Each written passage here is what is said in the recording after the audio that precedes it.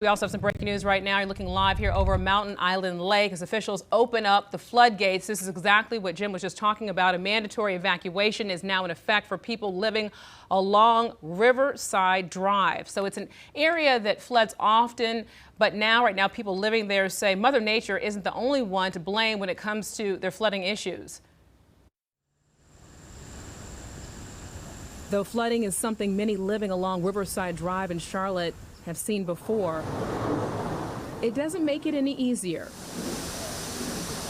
The rising Catawba River kept Donald McGuire up all night, and as he watched the water come closer and closer to his family's home. Not at all, not at all. We were up watching the water, seeing how fast it was going to come, and watching the stuff go downriver. Just a few houses down, power was out, and so Eric Jenterson was grabbing his dogs and his family to head to a friend's house. Now it's rising. I'd say it's rising at a rate of about a foot an hour, and I can only imagine how high it's going to be. Though both men say Mother Nature plays a role here, part of this problem is man-made. Extremely frustrated, right. With Eric wondering why Duke Energy didn't lower the water levels when they knew flooding was coming. Instead, somebody sheds a tear here and we flood.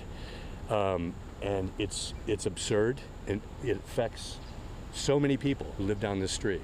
Eric and other neighbors filed a lawsuit against Duke Energy in 2020. He says they settled out of court, but here it is happening again. It really is a matter of common sense, and there's simple questions to be asked. In Donald's backyard, a neighbor's dock crashed into his. It's one he built with his dad when he was 18. His parents recently passed away. As you get older, you realize, it's the little things that matter, little notes that were left, Christmas birthday cards.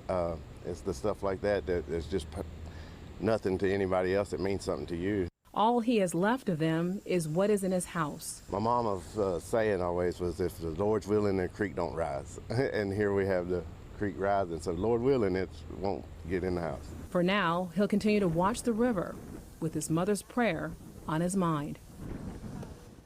When we asked Duke Energy why they didn't lower water levels sooner, they sent us a statement saying that the rainfall has exceeded national and global forecasts, and that once they knew Hurricane Helene was coming, they started to move water throughout their system. However, they didn't give any specifics.